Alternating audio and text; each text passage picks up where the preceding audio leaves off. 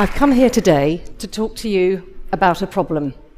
It's a very simple yet devastating problem, one that spans the globe and is affecting all of us.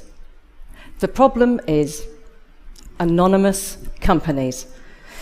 It sounds like a really dry and technical thing, doesn't it? But anonymous companies are making it difficult and sometimes impossible to find out the actual human beings responsible, sometimes for really terrible crimes. So, why am I here talking to all of you? Well, I guess I'm a lifelong troublemaker. And when my parents taught my twin brother and I to question authority, I don't think they knew where it might lead.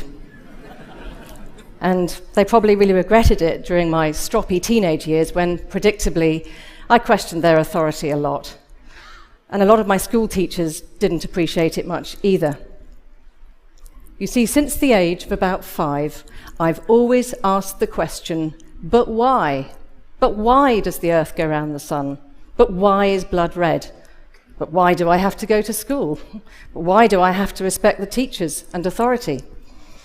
And little did I realize that this question would become the basis of everything I would do. And so it was, in my 20s, a long time ago, that one rainy Sunday afternoon in North London, I was sitting with Simon Taylor and Patrick Alley, and we were busy stuffing envelopes for a mail-out in the office of the campaign group where we worked at the time. And as usual, we were talking about the world's problems, and in particular, we were talking about the civil war in Cambodia. And we'd talked about that many, many times before. But then suddenly we stopped and looked at each other and said, but why don't we try and change this? And from that slightly crazy question, over 2 decades and many campaigns later, including alerting the world to the problem of blood diamonds funding war, well, from that crazy question, Global Witness is now an 80-strong team of campaigners, investigators, journalists, and lawyers. And we're all driven by the same belief that change really is possible. So what exactly does Global Witness do? We investigate, we report to uncover the people really responsible for funding conflict, for stealing millions from citizens around the world, also known as state looting, and for destroying the environment. And then we campaign hard to change the system itself.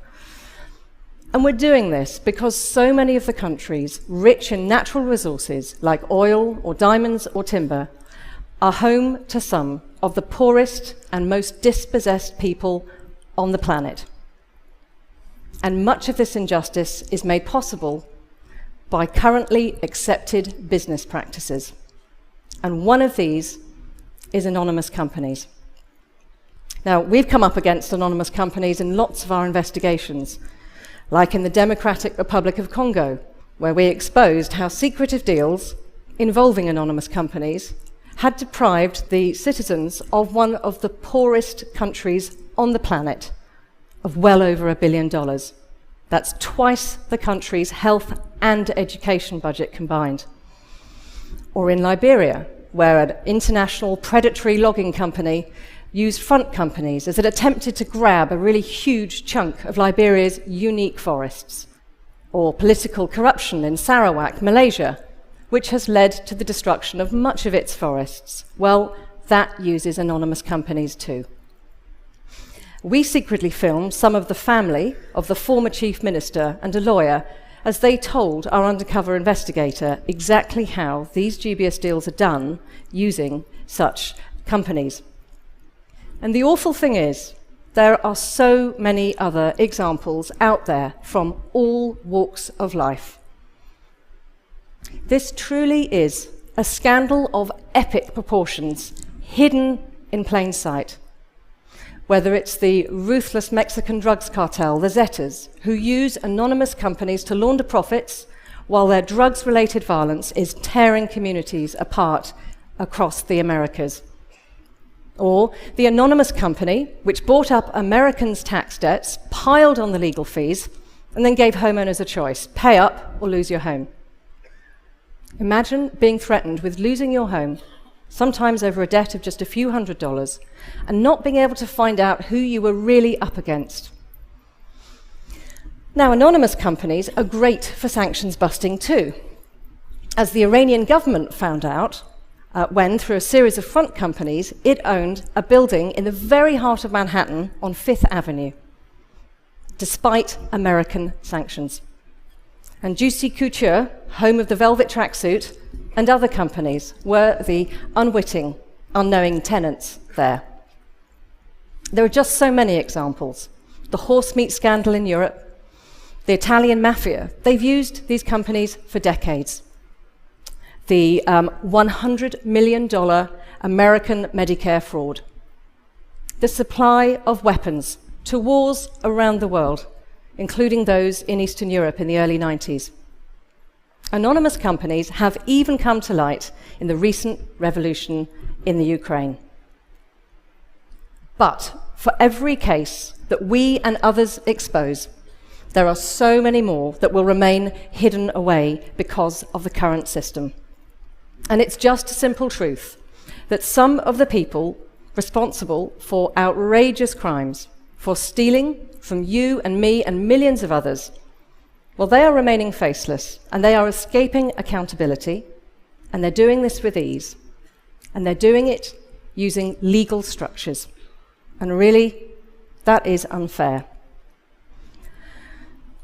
Well, you might well ask, what exactly is an anonymous company, and can I really set one up and use it without anyone knowing who I am?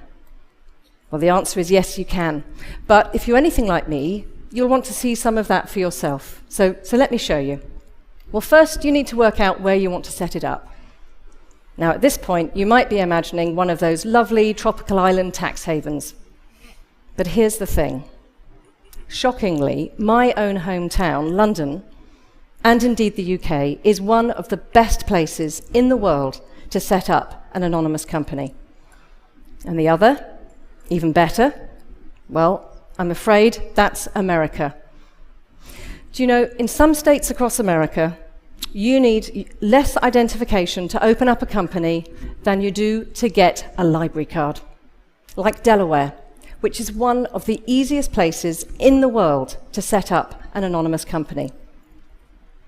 Okay, so let's say it's America, and let's say it's Delaware. And now you can simply go online and find yourself a company service provider. These are the companies that can set your one up for you. And remember, it's all legal, routine business practice. So here's one, but there's plenty of others to choose from. And having made your choice, you then pick what type of company you want, and then fill in a contact name and address. But don't worry, it doesn't have to be your name. It could be your lawyer's or your service provider's. And it's not for the public record anyway. And then you add the owner of the company. Now, this is the key part. And again, it doesn't have to be you. Because you can get creative, because there is a whole universe out there of nominees to choose from. And nominees are the people that you can legally pay to be your company's owner. And if you don't want to involve anyone else, it doesn't even have to be an actual human being. It could be another company. And then finally, give your company a name, add a few more details, and make your payment. And then the service provider will take a few hours or more to process it. But there you are. In 10 minutes of online shopping, you can create yourself an anonymous company. And not only is it easy, really, really easy, and cheap, it's totally legal too. But the fun doesn't have to end there. Maybe you want to be even more anonymous. Well, that's no problem either. You can simply keep adding layers, companies owned by companies. You can have hundreds of layers with hundreds of companies spread across lots of different countries. Like a giant web, each layer adds anonymity. Each layer makes it more difficult for law enforcement and others to find out who the real owner is. But whose interests is this all serving? It might be in the interests of the company or a particular individual, but what about all of us, the public? There hasn't even been a global conversation yet about whether it's okay to misuse companies in this way. And what does it all mean for us? Well, an example that really haunts me is one I came across recently. And it's that of a horrific fire in a nightclub in Buenos Aires about a decade ago.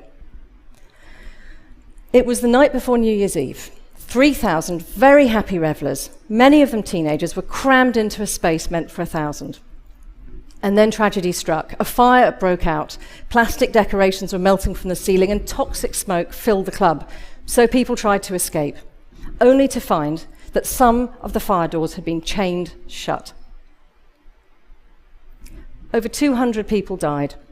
700 were injured trying to get out. And as the victims' families and the city and the country reeled in shock, investigators tried to find out who was responsible. And as they looked for the owners of the club, they found instead anonymous companies, and confusion surrounded the identities of those involved with the companies. Now, ultimately, a range of people were charged, and some went to jail. But this was an awful tragedy, and it shouldn't have been so difficult just to try and find out who was responsible for those deaths. Because in an age when there is so much information out there in the open, why should this crucial information about company ownership stay hidden away? Why should tax evaders, corrupt government officials, arms traders, and more be able to hide their identities from us, the public? Why should this secrecy be such an accepted business practice? I mean, anonymous companies might be the norm right now, but it wasn't always this way. Companies were created to give people a chance to innovate and not have to put everything on the line. Companies were created to limit financial risk. They were never intended to be used as a moral shield. Companies were never intended to be anonymous, and they don't have to be. And so I come to my wish. My wish is for us to know who owns and controls companies so that they can no longer be used anonymously against the public good. Together, let's ignite world opinion, change the law, and launch a new era of openness in business. So what might this look like? Well, imagine if you could go online and look up the real owner of a company. Imagine if this data were open and free, accessible across borders, for citizens and businesses and law enforcement alike. Imagine what a game changer that would be. So how are we going to do this? Well, there's only one way. Together, we have to change the law globally to create public registries which list the true owners of companies and can be accessed by all with no loopholes. And yes, this is ambitious. But there is momentum on this issue. And over the years, I have seen the sheer power of momentum. And it's just starting on this issue. There is such an opportunity right now. And the TED community of creative and innovative thinkers and doers across all of society could make the crucial difference. You really can make this change happen. Now, a simple starting point is the address behind me for a Facebook page that you can join now to support the campaign and spread the word. It's going to be a springboard for global campaigning. And the techies among you, well, you could really help us create a prototype public registry to demonstrate what a powerful tool this could be. Campaign groups from around the world have come together to work on this issue. The UK government is already on board. It supports these public registries. And just last week, the European Parliament came on board with a vote 600 to 30 in favour of public registries. That is momentum.